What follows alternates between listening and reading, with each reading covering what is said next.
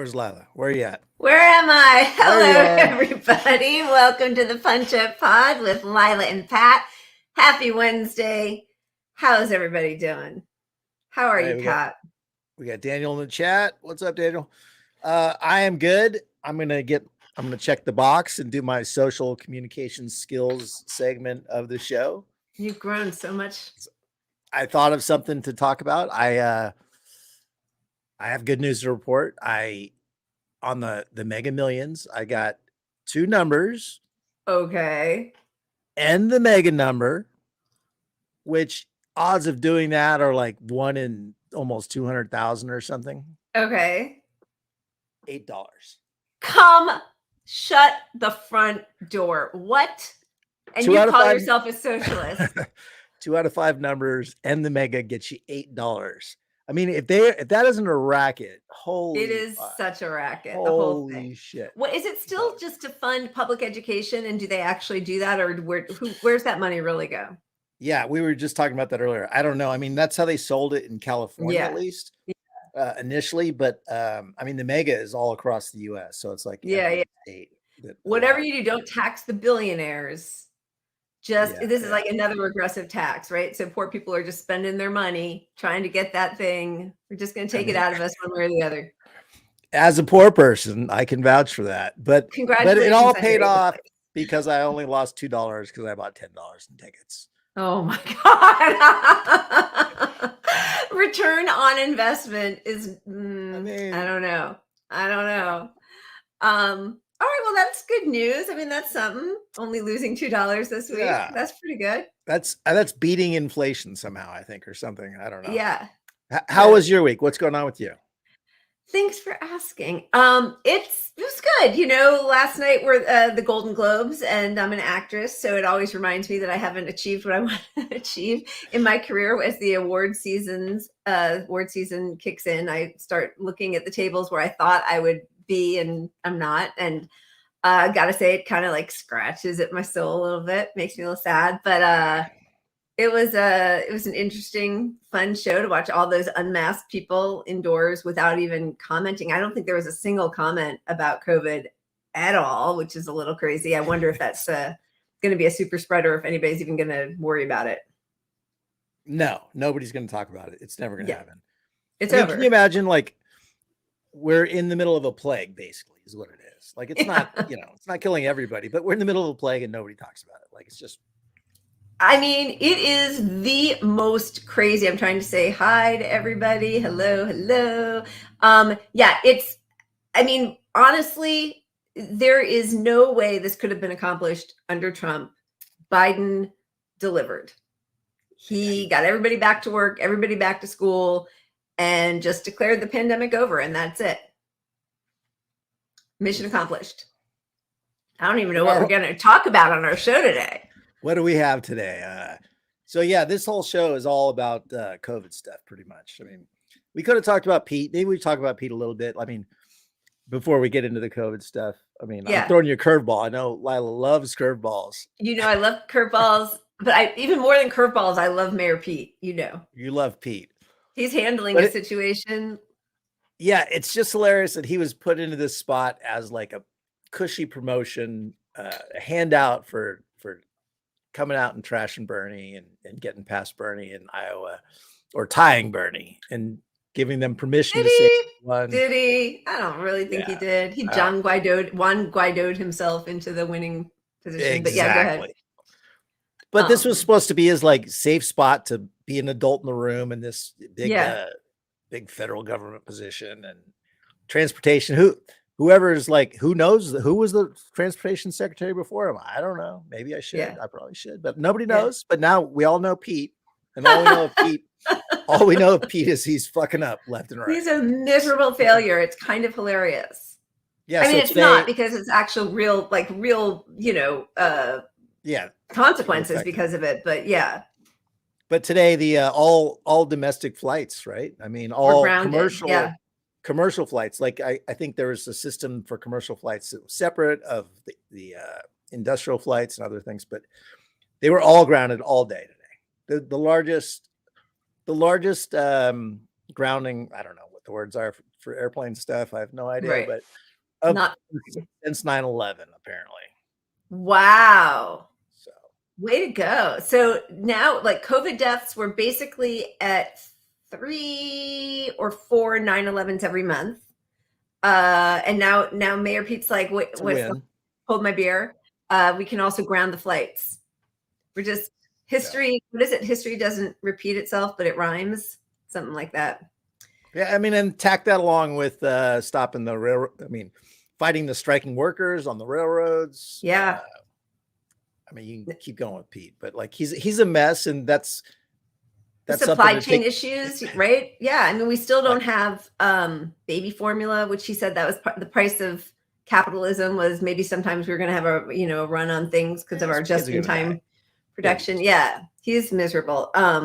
Yeah, nobody should ever forget what an embarrassment he is, and the reason he's so bad at this is because he refuses to hold his billionaire buddies to account because he hopes that they'll finance his next presidential run. So like, it's not just because he's not a moron. He's not a moron, but these are choices. Yeah, these are choices that he is making, and we all suffer for them. You fluff your resume by getting support from the people or getting support from the donors, and he's gone for the donors. Yeah. Yeah, the other thing that happened was the Washington Post, 6 years later, did like a final essay on how Russiagate was all just a big lie and that all those ads did absolutely nothing to sway any voters.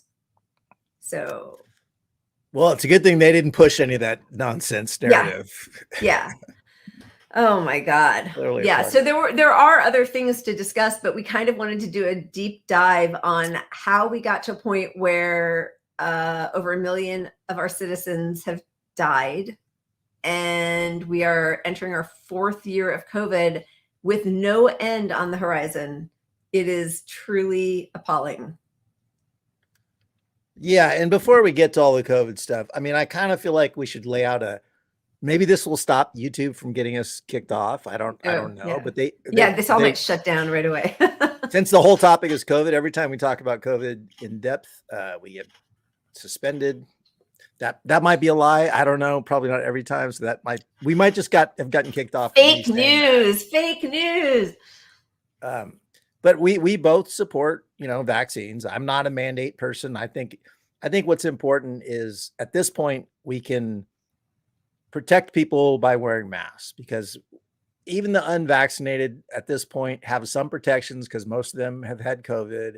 So to me, the important thing is pushing masks, cleaning the air, which is super doable. You can get a Corsi box in any place. You can build one for $60.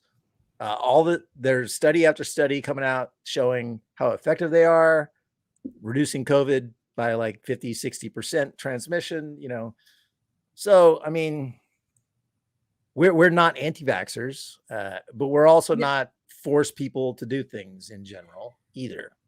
Yeah. And certainly I never want to silence discussion, questions, debate, because there are lots of questions, and there's been shifting narratives from the people in power. And I think it's important to discuss it all so people have some trust. I think the saddest thing not the saddest thing, I mean, millions of lives have been destroyed because of COVID for all sorts of different reasons. But one other fallout from this is I think people have lost so much trust in every institution that is supposed to be there to protect us. I didn't mistrust the CDC before all this. I certainly mistrusted government, but like everything now I look at with a lot of skepticism, and I think that's really unfortunate. And I would second that by saying we should all question everything, especially when it comes to the CDC and the vaccines and all of it. Don't stop questioning all of it. All of it, yeah. But a major thing is, if all you're pushing is the anti-medicine narrative, if you're pushing the anti on all these things without having, like, say you have a radical expert on who doesn't have a mainstream opinion, Great. So how did you inquire to see if that view is correct or not? Right. If most doctors disagree with him, where is your countervailant to that position to say, because if you're just some person like me on a show and I have on this outlier opinion, he can outspeak me in doctor talk and research levels and say there's 11 studies and this is false, this is true. And frankly, I can pull from my resource of knowledge to fight some of that. But put that guy next to a doctor in his field and he will debunk a lot of that shit right off the bat, and with evidence that will convince people. So if you're a podcast trying to fight for the truth, let's discuss this on both sides on all these issues. Show some countervailing opinions, not just the anti-mainstream one, because there's a difference between what doctors think and what the media pushes. And I agree with the doctors, not the media. I'm not Pfizer Pat, like a lot of fucking idiots this week decided to say. Like, well, and the funny thing is I think a lot of the people who are pushing the anti-vax lane are doing it saying, well, we're against big pharma and look at how they're profiting off of this. And I completely agree that it's really unfortunate that there is such a conflict of interest with the vaccines garnering the CEOs billions of dollars at the expense of people's lives. And then capitalizing on this global pandemic. But like what they're really doing also is serving capital by saying, because they never say, well, I don't want to vaccinate, I don't trust it, or I don't want to keep getting boosters every 3 months, or, like there's a reason I understand why people might feel a little bit reluctant about that. But then they're not pushing like testing, isolating when you're sick, masking, like, then why aren't they pushing any of the other NPIs, right? Any of the other non-pharmaceutical interventions, and they're not. And so in that way, they're serving the same corporate overlords, right? Because basically just shut up and get back to work. Yeah. How are you protecting the working class if that's the goal of the left, is to uplift the working class, when you're harming at most most people of color are frontline workers? They're the most impacted by vulnerable people, COVID policies.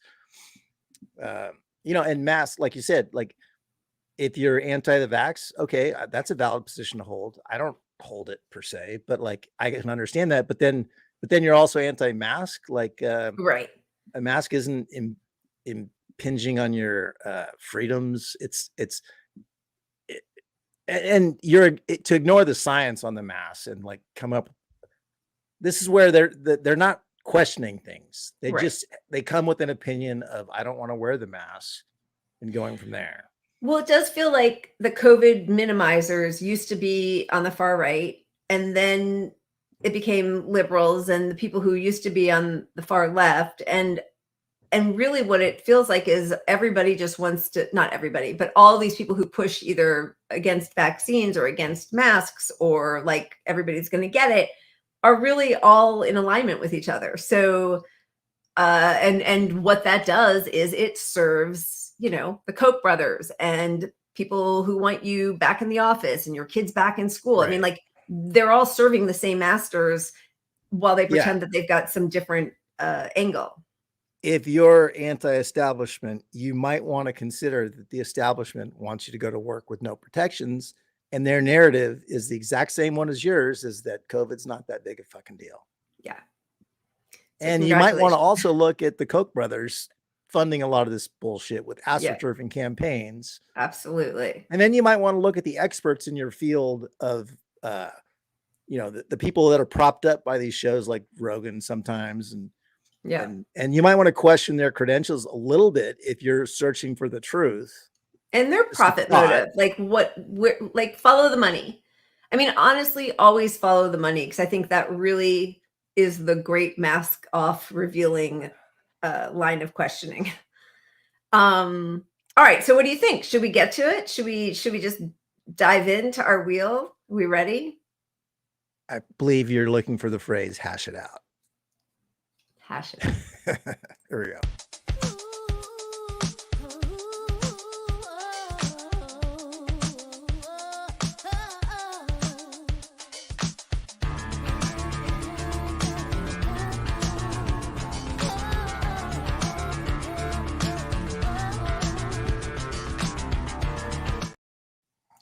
All right. Oh, that was an abrupt ending. It always is. Okay. Timeline cleanse. It's our new every week feature just to try to bring some joy along with the shots. Pandemic of the unvaccinated. I'm having a hard time reading the things we came up with. Isn't that so funny? What is the faking consent? Oh, faking consent, right? Back to capitalism and COVID mythology. Let's spin the wheel. Yeah, baby.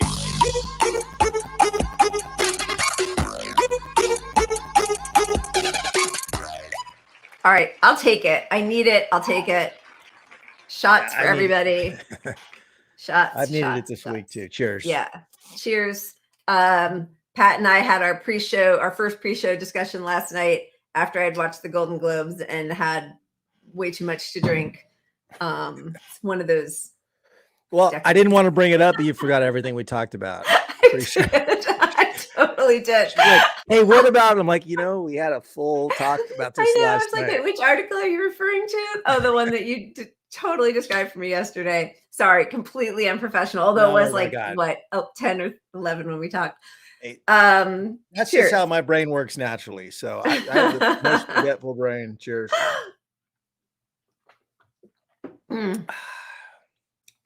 All right. Okay. Yeah, baby.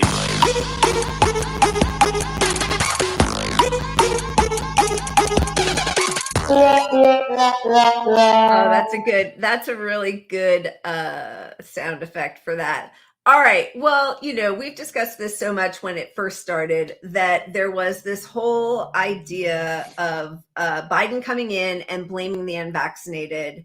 And there were some pretty appalling ways of sort of criminalizing people who were skeptical. And then a lot of glee from a lot of Democrats saying that, basically the Republican Party was going to kill itself, assuming that the unvaccinated were all, red state right wingers. And then what we saw, this was back in July of 2021, that the percent of the total population that's received at least one COVID vaccine dose by race, ethnicity, let's see, well, you can't see that line, but the bottom line is Black US citizens, then it's Hispanic, then white, and then Asian. So as Matt Stoller says, the partisan divide is real, but it's also only one divide. The least vaccinated group, Black Americans, is also the most Democratic leaning. So, first of all, I don't think you should wish death on anybody, even Republicans, Biden, like whatever. But like, even if you're only doing it selfishly, to have so much joy and like Schadenfreude with the people who are going to suffer because they're not vaccinated, and then not dig into who's most hesitant about getting the vaccine and why, it was an enormous public health failing, because now we see that so few people are getting the booster. And now that people who are vaccinated are making up a big percentage of the people who are dying. It's a very confusing message to people, and it serves the worst instincts of the skeptics. Yeah, absolutely. I mean, you can't tell the whole world that the vaccine is everything and then not expect them to think, well, it's not that big of a deal if masks aren't that important. I never see Biden on TV with masks. I see all these CDC events. I see doctors getting together. They don't have masks on. The vaccine must do it. The vaccine must do it. And this is where I'll agree with a lot of the vaccine skeptics. Fauci lied to us about a lot of stuff. The administration lied to us about a lot of stuff. They continue to lie to us about a lot of stuff. Yeah. But that doesn't in itself make the science wrong that there is COVID and COVID is killing people and we need protections. Absolutely. And, I think that, so a few different things. One is you can't say that you're going to do a vaccine only approach and then not force big pharma to release the patents and to listen to somebody like Bill Gates, who's making billions of dollars, and the CEOs of Moderna and Pfizer making billions of dollars off this, not releasing the patents so that the global South has no vaccine, right? So right away, there is an incongruity in that messaging, right? If you're going to say that not being vaccinated is what's going to keep this pandemic going, and then, well, but the truth is that the bottom line and making my friends in big pharma billions of dollars is more important than vaccinating the world, you've already lost, right? You lost play. Yeah. Well, and then if that is your only weapon, vax rates should be high and booster rates should be high, and your messaging even on that is failing. Exactly. So we don't even have high vaccination rates. We don't have high vaccination rates. And instead of like making fun of people who weren't getting vaccinated, there should have been more of a push to find out why people were hesitant, which people were hesitant, right? Like, yes, okay, Republicans were the most hesitant to be vaccinated at the beginning. But there were a lot of people right behind them, people between 30 and 49, rural residents, Black adults, essential workers. Remember our big heroes? Essential workers, independents, healthcare workers, right? So like already that should be a red flag that you cannot just tell people, well, you're just being ignorant or you're just a Trumper or whatever the hell. There were real reasons that people were reluctant. A lot of people were very worried about possible side effects. And part of the reason they were worried is because they weren't getting paid sick leave to get the vaccine. And then when you hear, well, for some people, it laid them out for a couple days, right? But if you don't have paid sick leave and you're an essential worker and you make, minimum wage that you can barely scrape by on, you can't then afford to have a few days convalescing. You have kids, there's stuff going on. So instead of ever dealing with the root problem, also a lot of the people were uninsured. We live in a country where we have how many tens of millions who are uninsured or underinsured. They were much more likely to be skeptical. They don't have primary care doctors. They can't talk to their doctor about the risk benefit analysis. We hear about myocarditis for, young men. That is something that actually exists. And in other countries, they tell maybe you get Pfizer instead of Moderna. But if you don't even have a primary care physician that you can speak to, somebody that you trust, because our country has decided that we are fine with tens of millions of people going without health care. There's lots of different causes of the skepticism. Which, I mean, that's a damning statement on our healthcare system, but that's why the Black support for vaccine hesitancy was so high at 35%, which is why they really want to push the narrative that it was all about historically experimenting on Black people, which was not actually the case. I mean, that factored in. There's no doubt about it. But their relationship, Black people's relationship with the doctors, is awful. Like it's a real thing that's measurable. I mean, they're less likely to be prescribed pain medicine when in pain. Right. And more likely to have their concerns dismissed. Right. Yep. Yeah, more likely to have their concerns dismissed. So their distrust of the doctors goes way beyond just the experimentation in the past. It's deeper than that. Right. But none of these questions were asked. They just found a quick excuse with, well, there was testing in the past, but they should trust it now. But there's no experimenting on Black people anymore.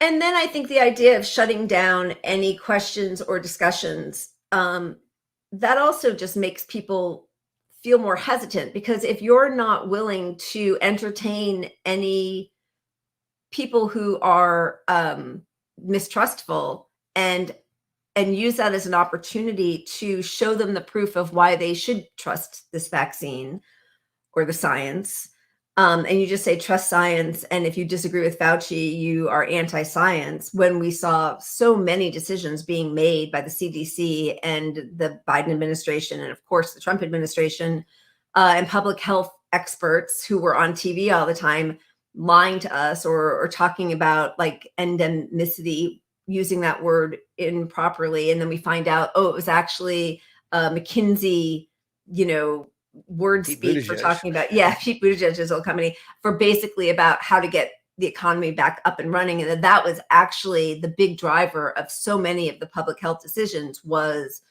we are nervous that if kids aren't in school, that parents can't go to work. And if parents are working remotely, then big real estate companies that lease office space are going to lose money, and people aren't flying and people aren't driving as much, and fossil fuel companies and big oil is upset that everything's shutting down. And so many of those decisions were based on economics, not on public health. Well, that also is going to lead to a lot of mistrust, because there is a profit motive and a conflict of interest coming from the people who are pretending that they are just following the science. Exactly. And that's where I think a lot of people need to realize you can be anti-big pharma and still believe in science. Those two things are not incongruent. Right. But it does, we should also understand the people that don't trust science. Right. But to the larger point that I would like to make this show that's really important is if you're a skeptic and you only consume skeptic shows, they're not showing you the science, really. They're showing you only the anti-science. They're not, a lot of these shows are not, they're not having a doctor on who believes, when I say mainstream science, that's not mainstream media. That's what most scientists, consensus, right? Consensus science is a better way of phrasing it.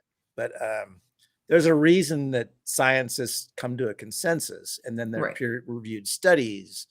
And if you're only seeing studies that haven't been peer-reviewed, and they're by people that aren't respected in the industry by their peers, I mean, you might want to look at why, and you might want to see what do they have to say about that guy? Let's hear a doctor's view on that. And and what are that person's incentives? Because usually they're not pure. It's not that it's not they're anti-big pharma. It's that they're getting their money from a different big business or, supplement industry or whatever. I do just want to say, because there are two things. And I think when I bring this up, people think that I'm anti-vax, and I'm not at all. I've been vaccinated. I mean, I've had 5 shots now. So crazy. But when you hear that 60% of the people who died in September were vaccinated, it's not, that to me is not proof that the vaccines don't work. Although of course they're not working the way we were initially told they were going to work.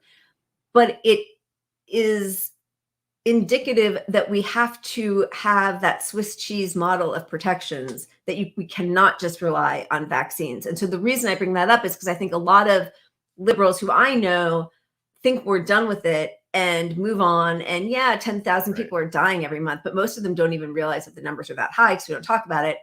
But that they're protected because of the vaccine. And yes, you have a much lower rate of hospitalization and dying and severe illness if you're vaccinated. However, the long COVID arises from even the most mild cases where you might not even know that you have COVID, or it feels like a small cold. You can still have really drastic, severe reactions.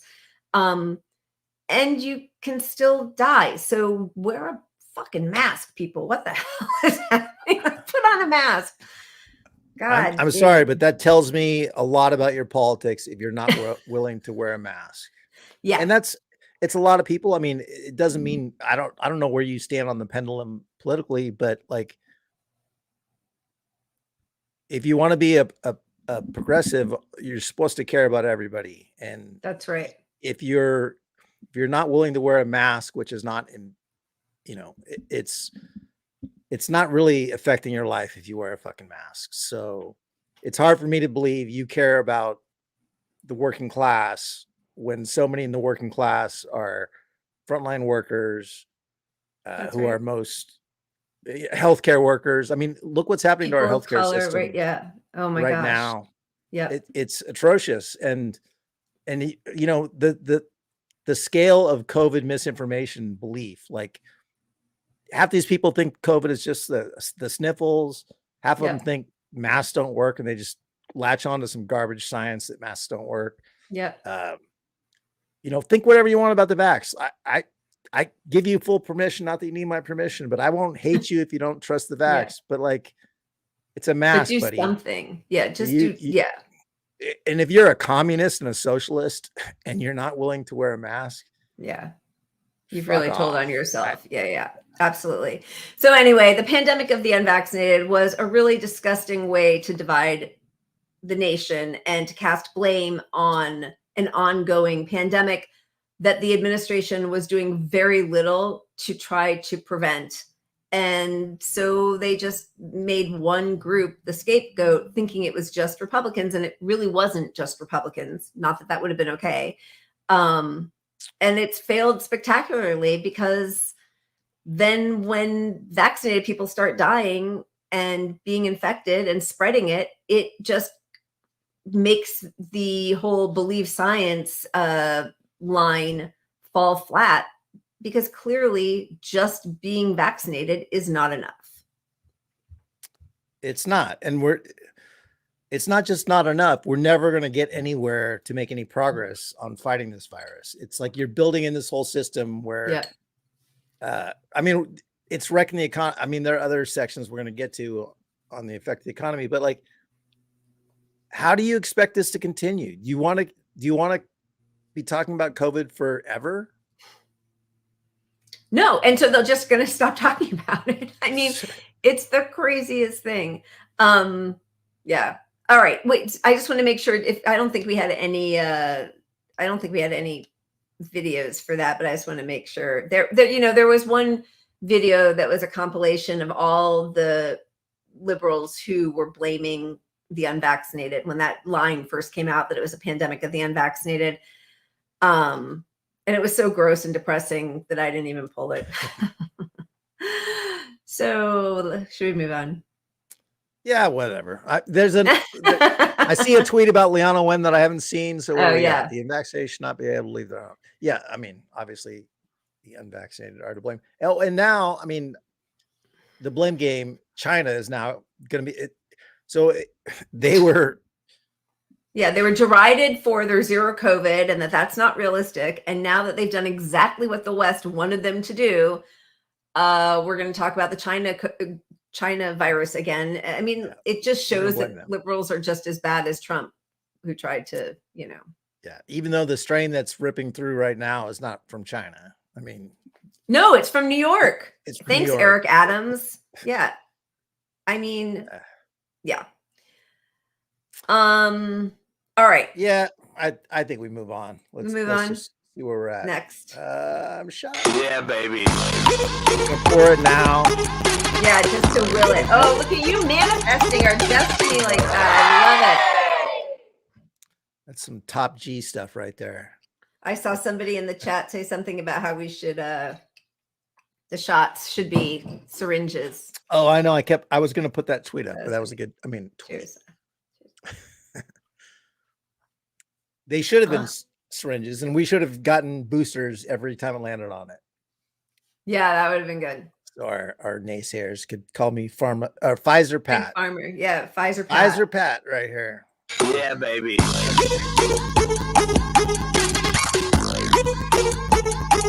Oh, look at that. Okay. Nobody's going to accuse us of being anti-shots. I think I over-manifested. It's possible.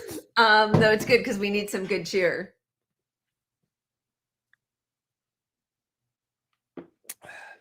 Taking that off. Okay. Yeah, baby.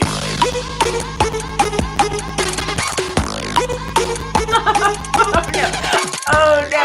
Okay, but wait. This one sounds happy at least. This one does sound happy, but I don't think we can take off anymore because we still have half an hour left. What if we're left shotless for the rest of the show? That would be how many tragic. shots do we have? 3. All right, I'll leave it on. I think we should leave it on. Close. All right. This is complicated. Yeah. Oh, cheers. Shot. Cheers. Oh. Yeah, baby. Okay. This was you, Lila. This was all me. Sorry, but I'm definitely in a better mood now. True. I mean, I'm gonna hit. You're welcome. Watch me hit remove though. Okay. Take us down. Fine. I mean, I know people want. They tuned in to watch us do shots. Party pooper. Yeah, hat trick, Deborah says. Totally. Cheers. Oh. Oh my God. All right. Let's do it. Spin that wheel. Yeah, baby. Okay. Fair. Worst sound effect for that. Who put that on? I know that that's doesn't match very well. We'll leave that up. It's what is that, like dramatic irony? I don't know. What do you want to put up there?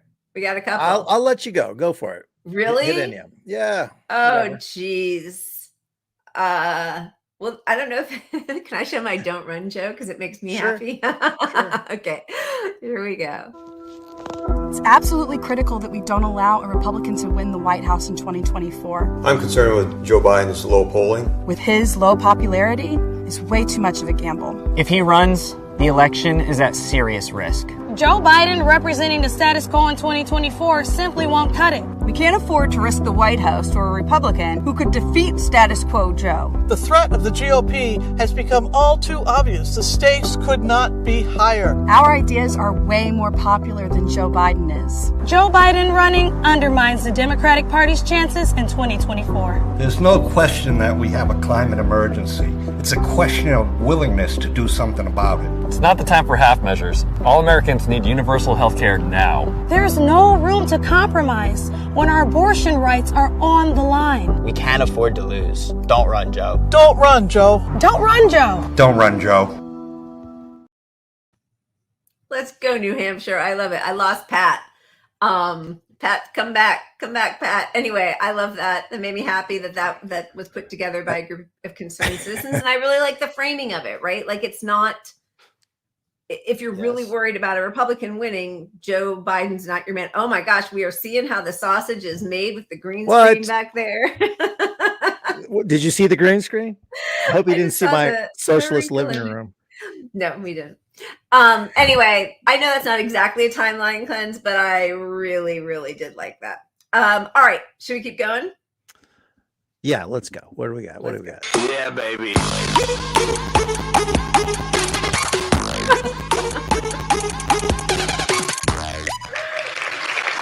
Oh my God, my poor liver. My poor liver. All right, I'm leaving it on you. Close or remove? I say we leave it. All right. To the strikers, to That's right. To the unions, to the nurses who are striking in New York. New York, they're striking. They're striking all over, but yeah, I think so. Yeah, New York. All right. Cheers, everybody. Solidarity. Okay. Yeah, baby.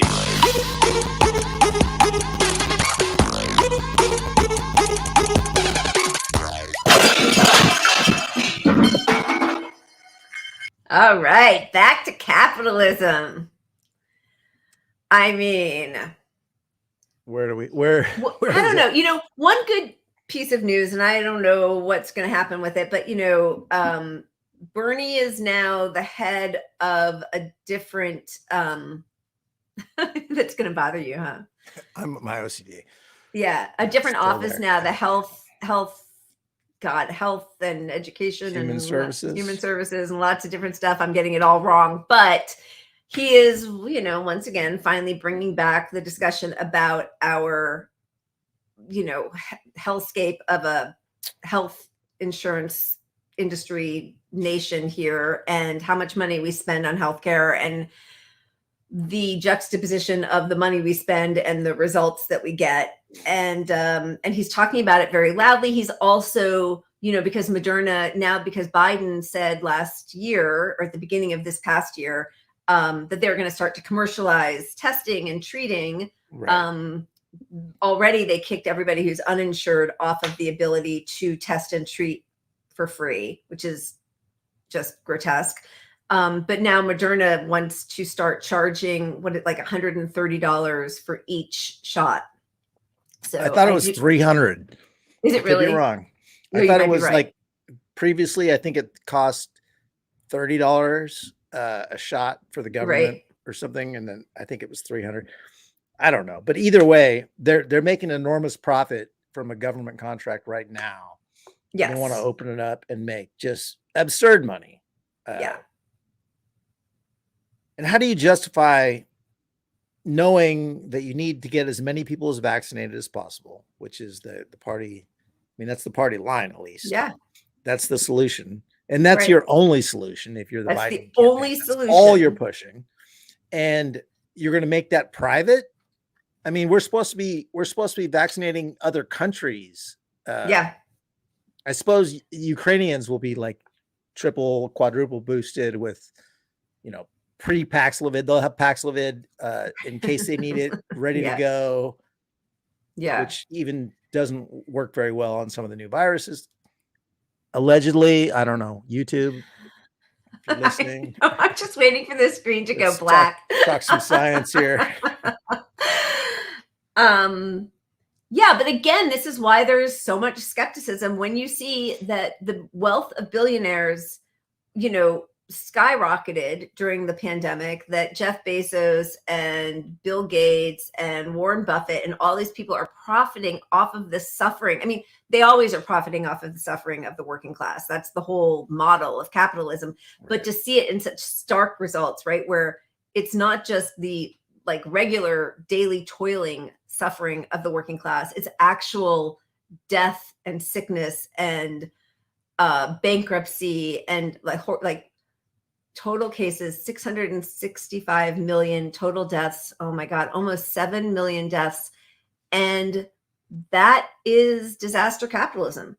Like, what better opportunity is there than everybody's panic and death and a global pandemic than to just keep stealing the resources? And that's where this all lands on, like, if you're an anti-vaxxer, anti-masker, anti-protection, if you're minimizing COVID at all, like, who profits from pretending COVID doesn't exist and isn't such a big deal? Who is that's right? Cui bono? Who benefits? Like, how are you anti-establishment if your narrative is get back to work workers without protections? And COVID's just the flu. You're literally doing exactly what these people want. Yeah. Yep. As Bogwitch says, there's nothing surprising or scary about Marxists wanting robust, effective, activated public health. The further left you lean, the more you realize COVID is intersectional in every way, and social murder is what happens when capitalists are at the helm. So we should be uniting about our healthcare system right now. And instead, we're astroturfed by this fucking Koch brothers bullshit and people who are so anti-science that they're not going to recognize that we're in a fucking plague right now. Yeah. Yeah. And I mean, it is just, oh, sorry. Yeah. Go ahead. This is the definition. No, I'd love to read it because I do think it's important. I think a lot of people think, when we talk about social murder, that's Frederick Engels came up with that description of when one individual inflicts bodily injury upon another such that death results, we call the deed manslaughter. When the assailant knew in advance that the injury would be fatal, we call his deed murder. But when society places hundreds of proletarians in such a position that they inevitably meet a too early and an unnatural death, one which is quite as much a death by violence as that by the sword or bullet, when it deprives thousands of the necessaries, I would say necessities, but okay, of life, places them under conditions in which they cannot live, forces them through the strong arm of the law to remain in such conditions until that death ensues, which is the inevitable consequence, knows that these thousands of victims must perish, and yet permits these conditions to remain, its deed is murder just as surely as the deed of the single individual. Disguised, malicious murder, murder against which none can defend himself, which does not seem what it is because no man sees the murderer, because the death of the victim seems a natural one, since the offense is more one of omission than of commission. But murder, it remains. And I mean, that's our whole health system, the way it's been set up anyway, right? Is the tens of thousands of people who die every year because we don't have Medicare for all or some version of universal health care. The 1/3 of COVID deaths that's blamed on not having that. So that's what, 350,000 deaths that could have been prevented. I think we have, compared to comparable nations, we have the highest not superfluous deaths of COVID. What's it called? Excess? Excess deaths. Yeah. I mean, that's social murder. We are sending people off without PPE, telling them that it's just a cold, and sending them off to mass death and disability. We are. And I mean, we have a lot of stuff on this, but I think we want to get to other topics, I think. But this is the important thing. Like, this is our country. This is life expectancy and how much we spend on healthcare. So this is the major problem right now. This is the thing that progressives who ignore COVID are hugely missing an opportunity to unite people on. It's clear to everybody that we're serving capitalism with our shitty healthcare system.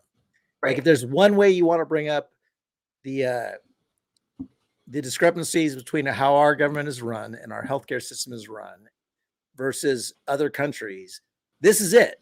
So when you're aligning with this, when you're aligning with COVID, things are fine. You're saying being over there in that red dot is fucking fine. All the people dying of COVID is fine. Life expectancy dropping in this country exponentially worse in other countries during COVID is fine. Yep. It's just part of doing business. Which is why, when you say, I mean, I love that definition or that description, because when you know that the way you conduct business is going to result in tens of thousands, hundreds of thousands of people dying, perishing just in our country alone, let alone the fact that Bill Gates convinced, I think it was Cambridge or Oxford, who had come up with another vaccine that was supposed to go, they were going to give for free to the global south, convinces them then not to do it because he holds the purse strings, I think it's Cambridge, that then finances their research, right? So that's where all of those conflicts of interest come in. But that is social murder. And that's Bill Gates, one of the good billionaires, which I know we did something on this last week about the fiction, the myth of the good billionaire, but his decision, his putting his thumb on the scale to dissuade people from waiving the patent, that is going to lead to millions of deaths, because it's not just the deaths, it's then the spread of the infection, the virus mutates, but that has so many snowballing effects, and yet he can still go out in public and, enjoy dinner without being, the things that should happen to people like that, I can't say on our show. No. No. All right. But Very the one happy. thing, if your whole thing is to preserve capitalism, we have to vaccinate. He's failing on that. So that alone is awful. But the people propping up the whole idea that things are fine are saying, and they're anti-vaxxers mostly. Okay, well, what else can you do? Well, you're against the other things too. Why are you against the other things? Why? Because you believe the dumb science of the Koch brothers pushed bullshit narratives that masks don't work, that COVID is not bad, long COVID is bullshit, it's the flu, and all this just garbage. So stop listening. If you're listening to a podcaster who is against masks, fuck them. I just have such an issue. Yeah, you really are serving, because all of that started, all the AstroTurf stuff, all the Great Barrington, the Brownstone Institute, that was all funded by the Koch brothers, who were worried at the beginning when there was just the slightest bit of a lockdown for a couple weeks that their bottom line would be hit, whether it was because of fossil fuels, people not traveling as much, the slowdown, the supply chain, all of that kind of stuff. They wanted the economy back up and running, and that's all that mattered. In the end, capitalism is a disease. We are just killing ourselves. Yeah. It did become that. And that's what's so sad when you see people on the left and even just liberals, who I have so little respect for anyway, but joining what they derided when it came out of Trump's mouth but now they're saying the same thing. Come on, you haven't gotten COVID yet? Like, the way people look at me when I say I haven't gotten COVID yet is like, what, you're gonna be so precious with your one life? or they're so like, what are you scared of? It's just the flu, from their own experience, and ignoring the actual data of how many fucking people have died from this and how many their narrative falls apart if they admit that long COVID is real. Exactly. Like, you cannot be on the anti-vax left, or not anti-vax, but just the COVID minimizing left. Right. Yeah. If long COVID is real. So everything you have to go against is like, well, everyone's dying of getting the jab instead of everyone's fucking dying of having COVID again. Right. Which is, that is also a huge just fail on the public health messaging, is that because they don't talk about long COVID, they don't talk about the severe heart and vascular issues that can result even from a mild case of COVID. They have left this blank space when you see all these young people, athletes who died suddenly. And then if you look at the hashtag on Twitter, died suddenly has become a thing for the anti-vaxxers, because in the absence of an explanation that even mild cases of COVID can lead to horrific long COVID that can lead to, blood clots and strokes and heart attacks. Because there is no discussion of that, because Democrats want to say Biden handled COVID, COVID's over, mission accomplished, because there's no explanation of what's happening, even with mild cases, it leaves this huge void that is then filled up with, well, it's because of the jab. Exactly.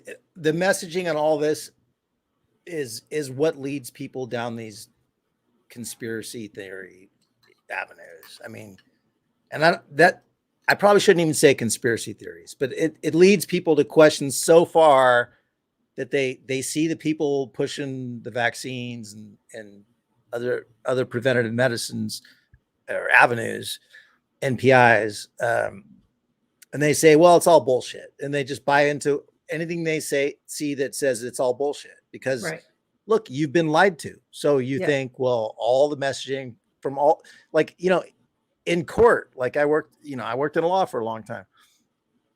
As a juror, you're allowed to dismiss anything someone says if you believe they are lying about a thing. I mean, jurors are instructed that in a lot of cases, to dismiss any of their testimony if something is a known lie. Right. And that's the case with our administration.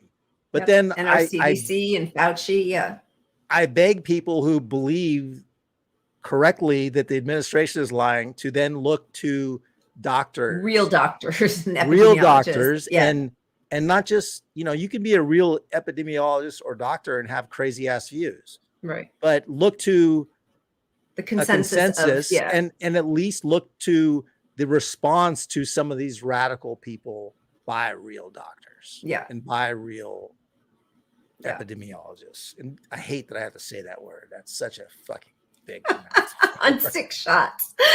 As someone said, we had a hat trick +1. All right, what are we? Yeah, we got to get to the other ones, so let's just move on. All right. Unless, did we have something good I missed? I don't know. What were we just on? I don't even remember. What day is it? It's COVID fog. Stop making me drink so much. All right. Yeah, baby. Oh my God. All right, you're right. I'm removing it. Yeah, I think that's a good idea. I'm removing it. Gotta go. As you all know, I still have to go have a bottle of wine after this, so. A post-show bottle of wine. That's important. It's part of my regular scheduled enjoyment. Oh. Wow. All right. We're down to mostly topics here. Okay. Yeah, baby. All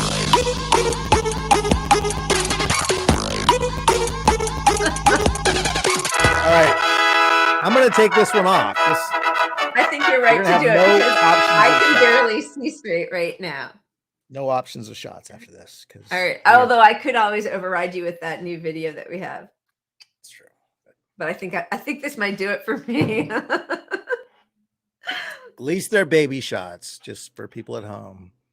Yeah. They want to send me emails about being an alcoholic or something. Oh, geez. Look at that. All right. Let's spin. Yeah, What do baby. we got?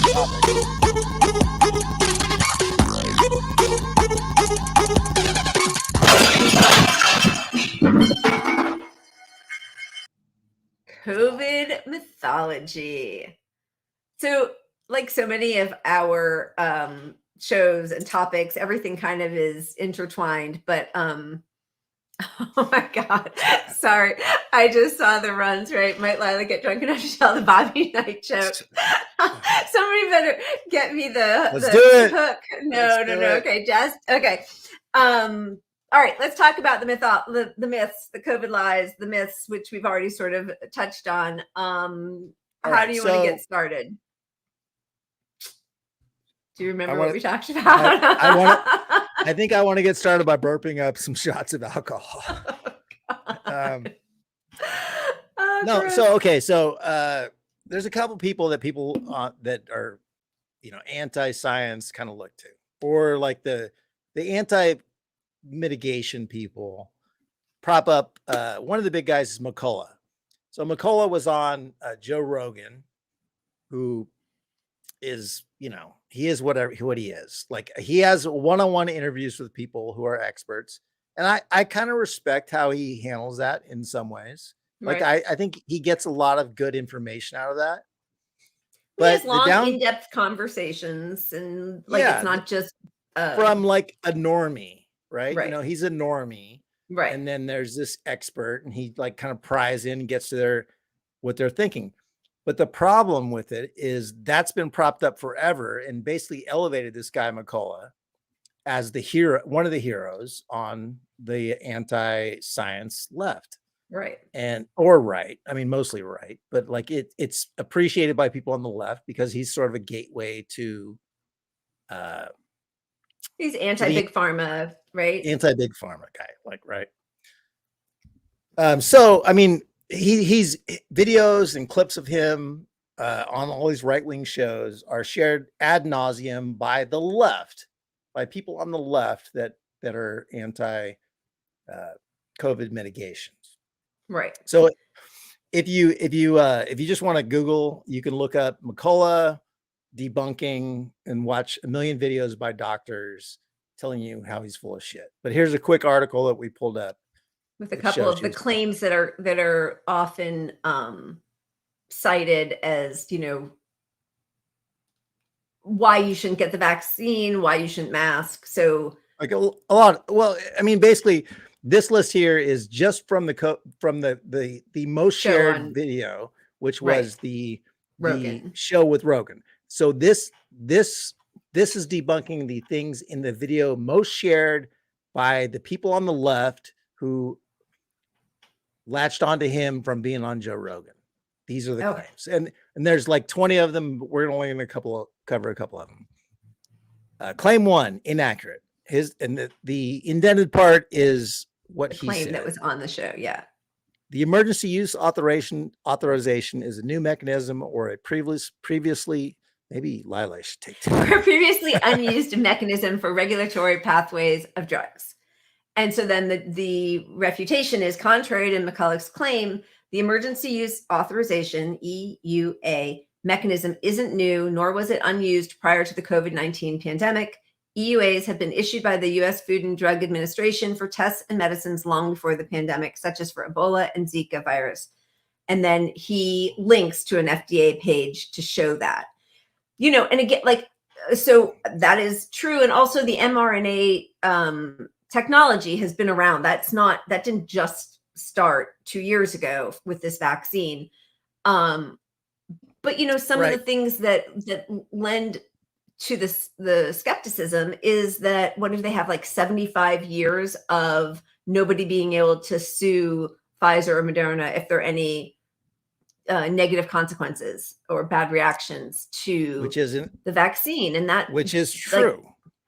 So people they have a valid right to question this stuff, but it doesn't change the claim, change the falseness of the claim, which you hear all the time. Like, I bring this up because I had a beef recently on Twitter and people half the people are quoting this guy and these claims, like literally these are the things I'm hearing. Like oh, it's the first time that the FDA ever did this. And no, it's not the first time they ever did it. So like, if you want to have an argument, but like, we can't have that discussion if you don't understand the basic shit that you're telling bullshit. You're not right. Like, this is just you're factually inaccurate. So let's I don't know. Let's go on. I know I'm looking for other ones about, well, this is about having boosters and having to get more than just one vaccine, which I think is also something that people, they're like, well, why do I need 4 boosters? Why can't I just have, if the vaccine works, why do you have to keep having more boosters? Right. So that there's this argument, which I got a bunch of this too. Well, it's not a vaccine because a vaccine you only take once and that's it. We've never before had a vaccine you had to take multiple. Bullshit. That's like, they understood immediately. Now, granted, the messaging from the CDC was not, you're going to have to take repeated boosters, but scientists, this is where you have to step away from the message sold to you by the administration, by the political parties. And look at the mainstream science, which is very different from mainstream media. Scientists understood you probably would need a booster. And they were telling that message from the start. Well, and especially as we didn't have enough people getting vaccinated and continuing to wear masks in the first place, not just in our country, but like if everybody's not vaccinated, there isn't that herd immunity, right? So like just the way we see, was there like an island off of Washington state, I think, where there was a group of parents who just really stopped vaccinating their children from like normal early childhood vaccines. So they started seeing measles and smallpox. I mean, there is such a thing as herd immunity. And if there's not enough mass of people who are getting vaccinated while we're suppressing the ability of variants to grow, which, when Biden and Dr. Jill Biden said, take off your masks, and Andy Slavitt said, go live your best life, and Leanna Wen and Rochelle Walensky talk about the scarlet letter of the mask, what that did was allow the virus to learn and grow. And so new variants emerge, right? So like, that is science. Yeah. Science is that if a virus, if you don't have enough to defeat it, it's going to find a way through your protections, because the variants that aren't affected by your protections are the ones that persevere in society. So like the idea, it's like not finishing your course of antibiotics. Yeah. All right. Do you want to go through any more? Did I sound like I didn't believe you? You sound like you're dismissing me. It's okay. Masks only filter out about 3 microns. The virus is 1 micron. Okay. So this one, you could take that graphic off, but this is ridiculous, because this is clear science. Like, this is not like some debatable thing. Like, if you want to say masks are not that effective and like, compared to like, you just don't want to wear one or something and you're not at risk or something, that's a different argument. But like, if you're actually making the micron argument, you're a fucking moron. Like, you need to listen to science. You need to actually, like, you're not questioning science by saying masks don't work because of the micron level. Right. Like, that's just you being stupid. I mean, ignorant. I should say ignorant. Excuse me. Ignorant. We're not trying to insult anybody. Yeah. And the reason is, yes, the virus is smaller than a micron, but the virus needs to latch on to a droplet, which is bigger than a micron. That's the whole point. Yeah. So if you don't believe that part, if you're having an issue with that part, we can't have a discussion until you admit that that's how science works. And if you're saying facts that's bullshit, don't care about your feelings. You might as well just say like gravity doesn't exist, the moon landing's fake, and just whatever. I don't care. We're not going to have a talk on this. Yeah. I mean, it starts to become a little bit like, Pat, stop insulting morons. Haha. It does start to become like climate deniers, like, oh, everybody, it's that idea that used to happen on CNN where they'd be like, everybody, we just want to balance it and everybody gets to say their point of view. And there's some like facts that are widely accepted and you just have to build from there. And it doesn't mean that you can't question, but you have to deal with the facts as we know them when we know them. Which is why I'm saying, if you want to make an argument about masks, you can probably make it in some way that would make sense. Right. But if you're spreading this thing about Micron still, you are wrong. You're wrong. You are wrong. And it's like at the beginning, Fauci lied about masks, right? And then they said, well, everybody can just wear cloth masks or any kind. And then as they were very clear or became more clear that it's airborne and that you needed a certain kind of mask to protect yourself and that surgical masks and cloth masks weren't going to do it. But that's not, I think that was as the knowledge about this virus developed, then things do change. I mean, there's one part of it is Fauci lied, right? And said, you don't need masks. Masks don't work. And he did that disgustingly because he thought we weren't going to have enough masks masks. Right. And so what he could have said is, hey, everybody stay home. We need the masks for the healthcare workers and frontline workers until we ramp up production of masks. But instead he lied. That's gross. But there is a difference because obviously surgical masks work for the most part, not with COVID, but like there's a reason that surgical masks are used existed normally, right? Yeah. So like they are effective at protection for the most part, not when you're dealing with COVID or airborne viruses. So like, I mean, that's science is like it changes as your knowledge grows. So let's just cover masks real quick on this issue. And then I want to go back to McCullough real quick. But I mean, so the science on masks is pretty clear that they work. The largest study on masks demonstrates they work. So you have a real world example of them working. Largest study works. The country with the highest death rate is the top anti-masker country. So there's a lot of math myths. So like one of them is that you touch your face more with the mask on. And so they studied that. That's bullshit. You actually touch your face less with the mask on. Right. People won't wear masks. So that's a big whole thing. Like, oh, people are so against masks. So you can look at this and you say, well, it's the CDC. A CDC study showed that most people are willing to wear their mask when there's high COVID transmission. However, most people also think COVID transmissions are much slower than they are. Because of the CDC. Right. So they would be willing to wear them. If they thought there was a spike in cases. But they're convinced they're okay. But you could say, well, that's just the CDC. Right. Polling against their own narrative. I don't know. You could do that, I guess. But like YouGov, that's another one. Would you support or oppose a policy that made it mandatory to wear masks in the following places? Airports, 57% support. Yep. I mean, look at this. Oh, we just went over each other. Yep. Go ahead. Masks in indoor public spaces. Well, I was going, And then, I mean, this is a map of the country. Approval of indoor mask mandates. Everywhere, it's over 50%. Not a single state, even the reddest states, goes under 50%. And some of them are way higher than that. So the polling nationally always showed that nobody wants to wear a mask. Nobody wants to die of COVID. Nobody wants COVID. We all want to return to normal. Like, I think everybody wants that. Yeah. Nobody is like excited to be feeling like you can't go indoor without a mask or that you have to like test all the time if you're going to see other people or whatever. Like, but that's just pretending it doesn't exist doesn't make it go away.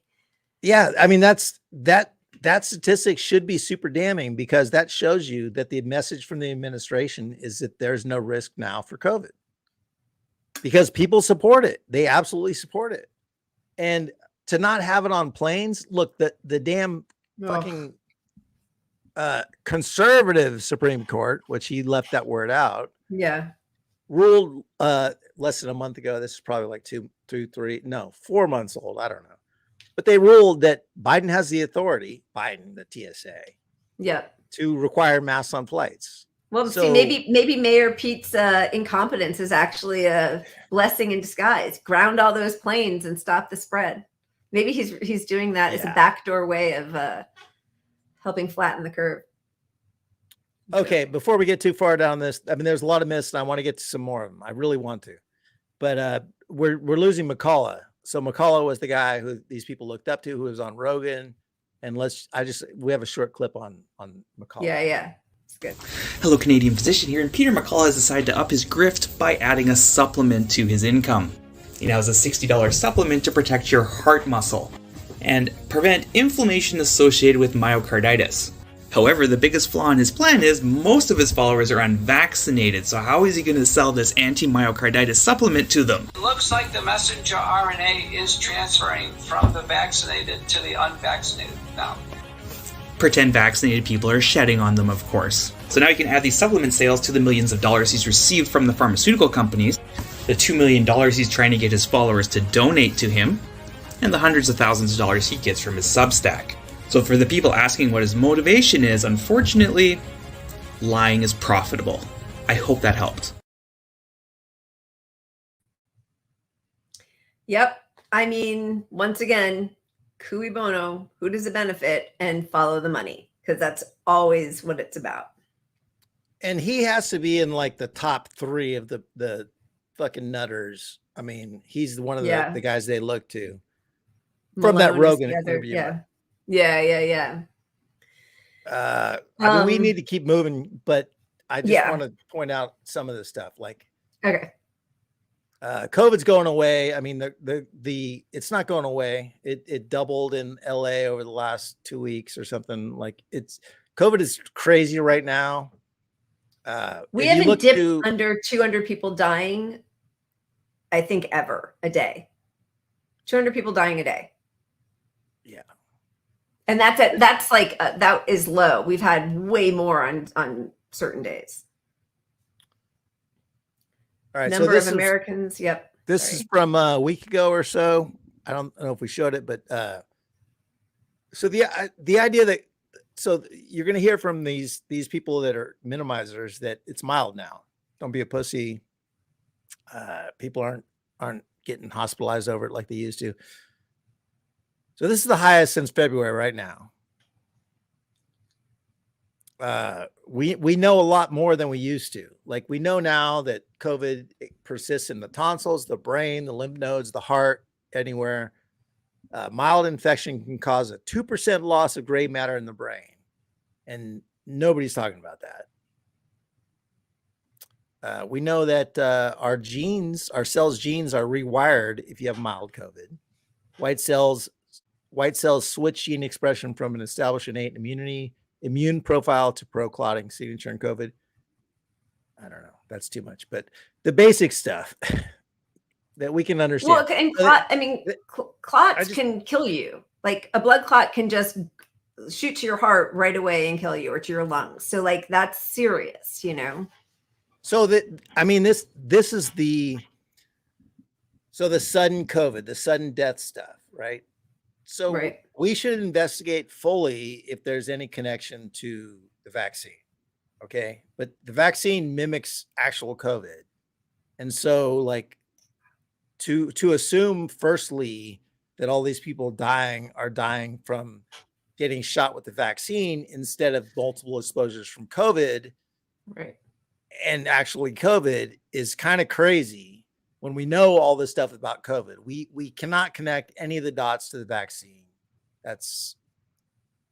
Keep questioning it, but and there are some adverse reactions to the vaccine. So I don't want to minimize that, because there are, and that, you know, unfortunately, I think what you have to look at, and I don't have the numbers right in front of me, but is the responses to the vaccine versus the responses to getting COVID. And then you make a risk benefit analysis. And, you know, that's an awful position to put people in, but there are risks, as Viola is saying, with all vaccines. And of course, yeah.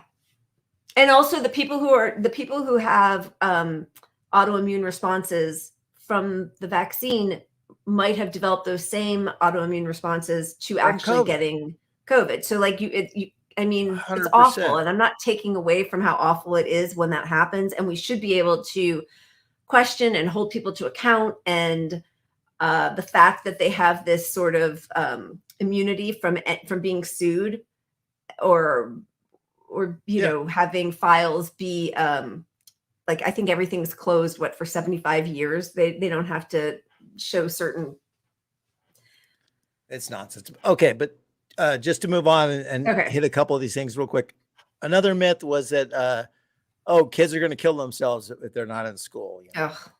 Which was, so a lot of this bullshit was sold on kids because it pulls at your heartstrings. You're like, as a parent, oh my God, like maybe I could die of COVID, but if my kid is be more likely to kill himself because he's not in school, that, oh my God. So that's something easily people can latch onto if you're inclined to lean towards opening. You want to protect society, your child, right? and, but also like if you're struggling, it's like you look for things to back up, like some way to get out of this to some sort of normalcy.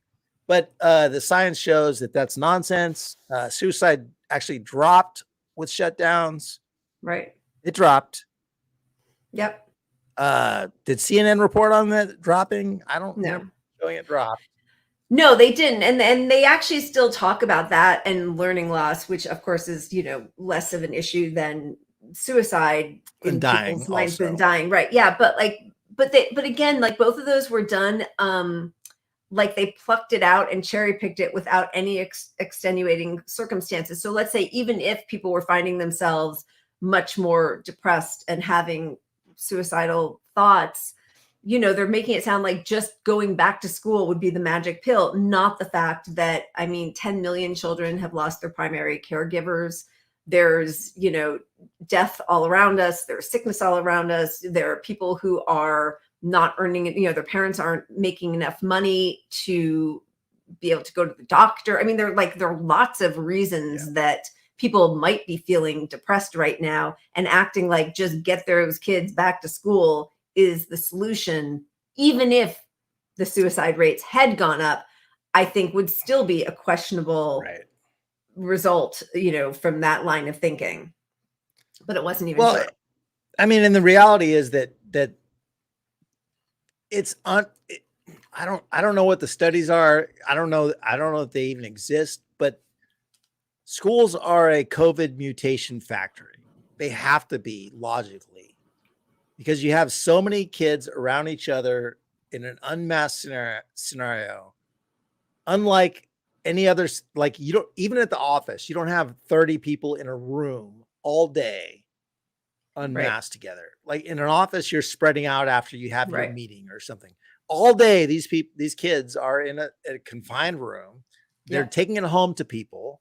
People don't want to mask around the kids because who would want to mask around their kid? Right.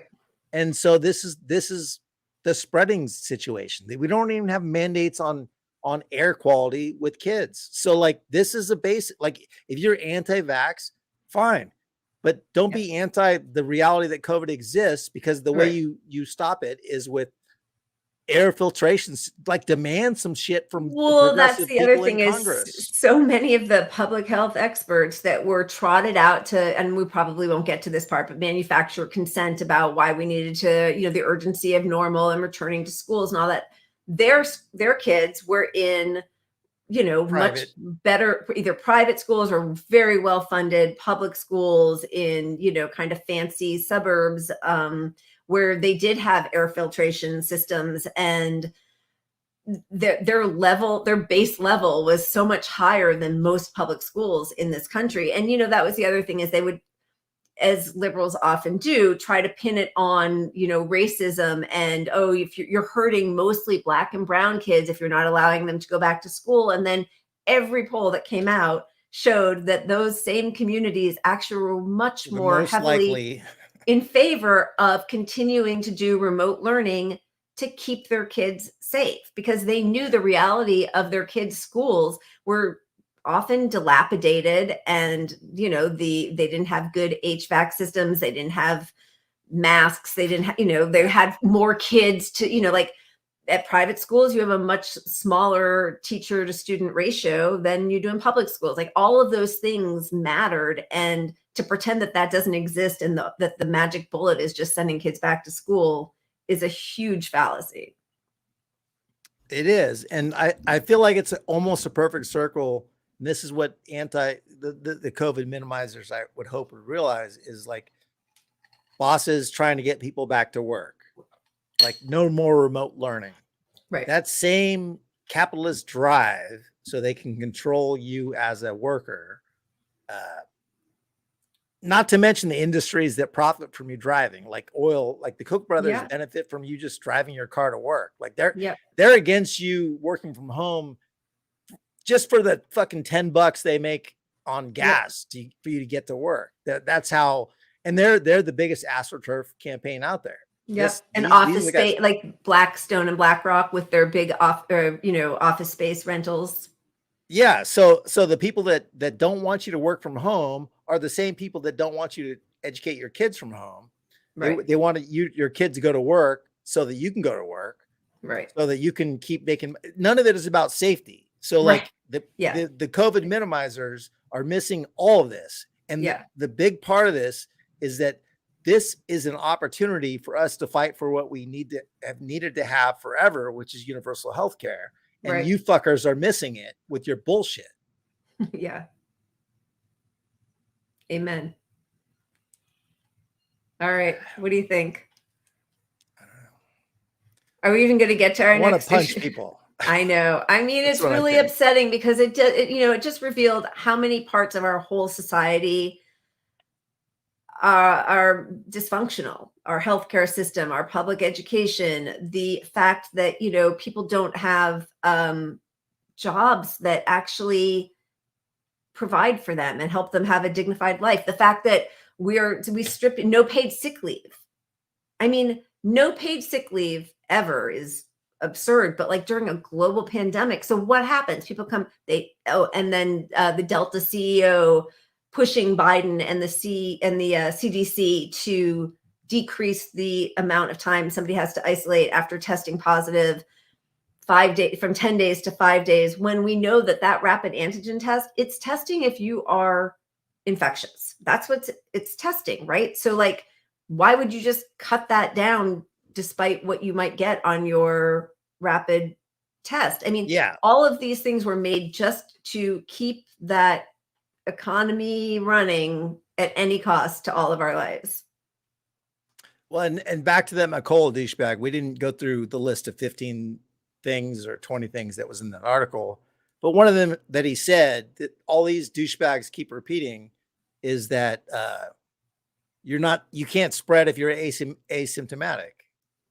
And like, that's garbage. Like, this is your hero. You are actively spreading information that kills people. Like you should challenge yourself to at least look at that outlier view that is not so mainstream and not say, what does CNN say about this? But what do other doctors say about this? Right. Because the other doctors say you're full of shit. Yeah.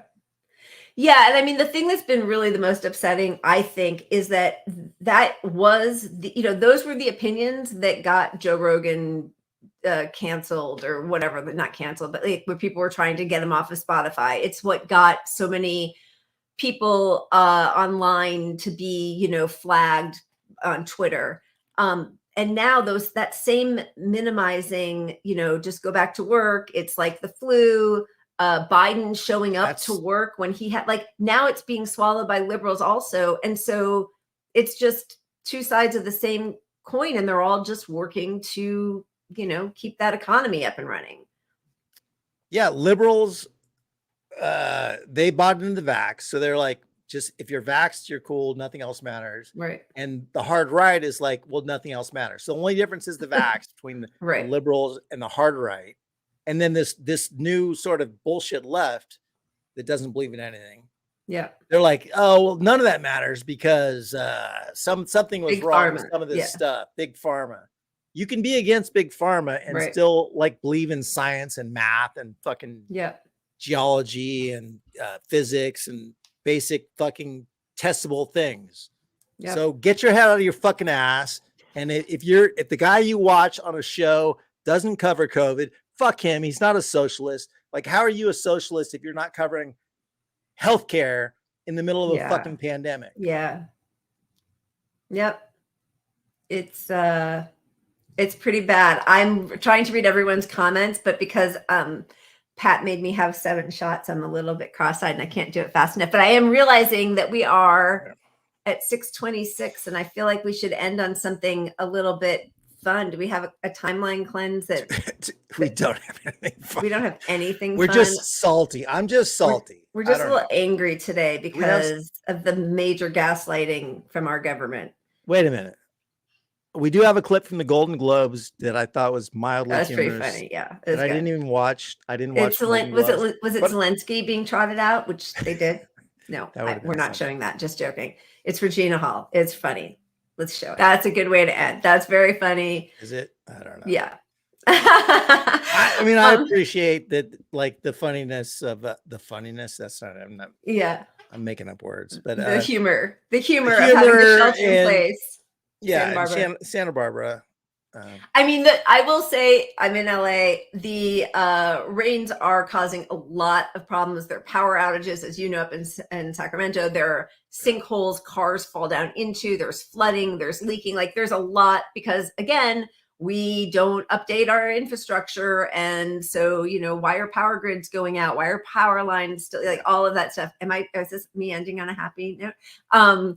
But I thought her delivery was very funny with that, calling him out on having to shelter in place. It makes it sound like a much more drastic situation for him than probably it is. But all right, folks, this was not the happiest episode, but I do really hope that what people take from it. God, I had so many things I wanted to say. Like, I know you.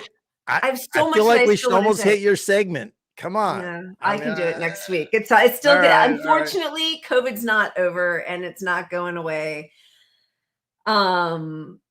Keep being safe out there. Wear a mask, please. I'm begging everybody. We love you guys. So love hanging out with everybody once a week. Wish we could do it more. And I will enjoy my wine. Thank you. Love you guys. Keep punching up. We'll see you next week. All right, cheers. I should let Lila go and just do an hour-long show of me just fucking yelling at people. I feel like doing that. Check my Twitter. I might do that. I don't know. I'm salty. All right. Anyway, cheers, guys. You let me know how it goes. See you next week. Bye. Oops, I'm supposed to hit the button. I wasn't outro. supposed to have Where's the another outro shot. button? I need.